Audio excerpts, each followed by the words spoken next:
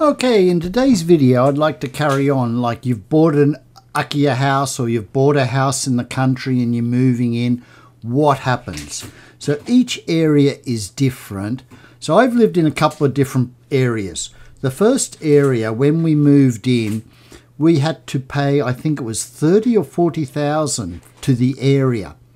And they bought dinners for them all and beer and that sort of thing. And then it was on a Saturday night, we had to go down to the community hall. Everyone was there, one person from every household. We had to introduce ourselves, and then we left, and then they had dinner and drinks on us. When we moved into this house about 18 years ago, we had to buy a small gift, and then we went around to every house, introduced ourselves, and gave them a small gift. It was different to the other one. The other one, it was a bigger area. There were a lot more. It was like 4 areas, but they used to join it together. Where I am now, there's a lot of different areas and they all keep themselves separate. So like our area has 13 houses. The next one to me has about 22 houses. So it's all different. So you just, when you move in, you just have to find out what happens in this area. Anyway, so you've moved in, you've introduced yourself. Then there's different things that come around. So with us, it all starts from fresh in April. So in April we have a festival. This year we had to put all these flags up for the festival. We had to put them up near our place. Also we had to do all the ones at the shrine. There's so many of them. So usually you get a couple of different areas help. So we had our area and the area next to us, and we sort of helped each other because there's so many. So it took us about 3 hours in the morning to get all these up, and then the next day in the afternoon we had to pull them all down. So it's quite a big job. Usually you just have your own to do, but every now and again you have to help with them all. So it's just one of those things what happens, you know, living in the country, you all get in and do what you have to do.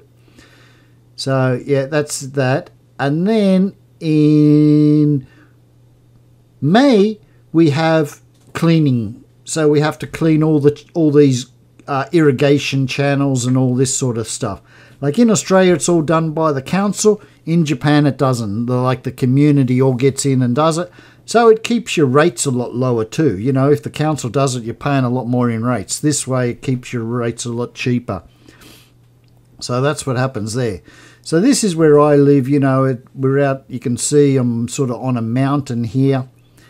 But there's not a lot of houses around. We're sort of, you know, it's a town. It's not a village. It is a town I live in. So there's quite a lot of areas. So this is my area here, and here we go, like there's 13 houses in my area.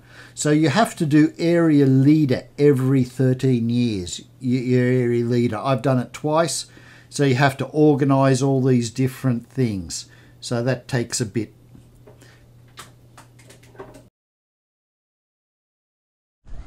So every month you get this Kailan bun. It comes around. So you get it once a month, or so if there's something special going on, you get it, you know, a couple of times a month.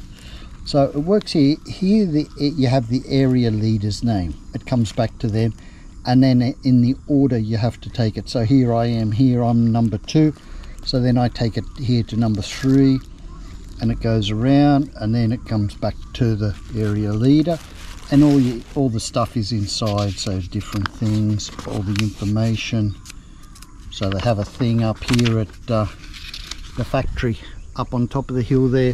So they're having a bit of a festival there. So if you want to go, you can go to that. Just all the information, anything what's happening. It's all in here. And then also you get, once a month, you get like a book about the area. So this is a book for Kira. So all the stuff what happens in Kira. And so you take one of these books, each house gets one of the books, and then you read this, then you take it to the house next door. So you know, it comes in a bag, so you just put hang on, I'll put the camera down so we can do. Goes in the bag here.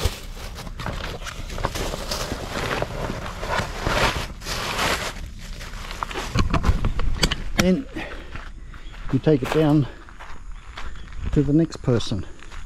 Then they read it and then they pass it on to the next one. It just goes around like this. So living in the country, this is something that happens. Living in rural areas, you always get these kylon buns. They come once a month, or if something happened, you might get a special one. But it's usually just once a month.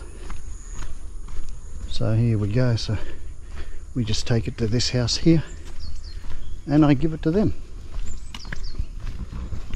Yeah, we'll just put the camera here while I deliver it.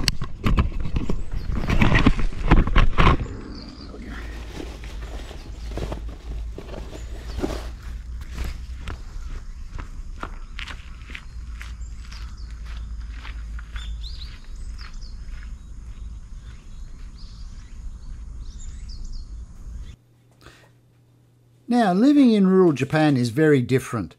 A lot of things, it's like you're back in the 60s. Things are done very different here. Like rubbish, we don't have rubbish bins. We have two types of bags. You have a burnable and a plastic recyclable. You have to separate your stuff and you take it to the drop-off points and drop it off. You know, don't just chuck cans and bottles in the burnable. It's not the thing to do. Twice a month you go to the community centre and you can drop all that sort of stuff off there. So, you know, there's no use complaining on how things are done in Japan. That's just the way it is. If you complain about it, you're just going to make it difficult for yourself. People won't be really that friendly to you, you know. So you want to get on, especially if you're living in these small towns or villages up in the mountains and that. You want to get on with people. You don't want to, you know, get on the wrong side of them, especially if you're living in these places. So whinging about stuff is not going to change it. It will never change. You know, Japan is not big on changes. It takes them a long time to work any changes out. So complaining about stuff won't get you anywhere. All it will do is piss people off around you, which you don't want. Especially like with me, there's like 13 houses in my area.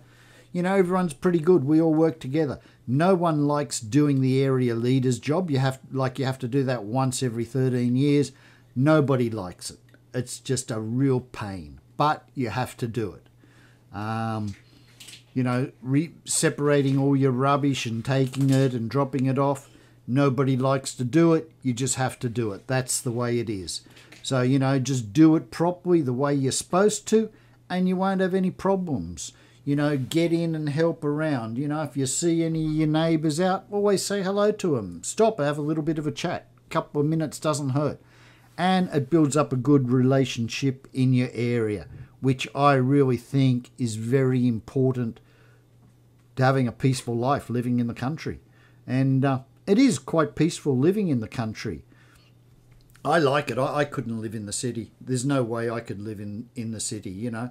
Like if you're a young bloke and you want to go out drinking and that, the country's not for you. You're better off going to live in Nagoya or Osaka or Tokyo or some and get out and that sort of thing. But if you just want a nice peaceful life and relax and that sort of thing, yeah, you can't beat the country. It's really good.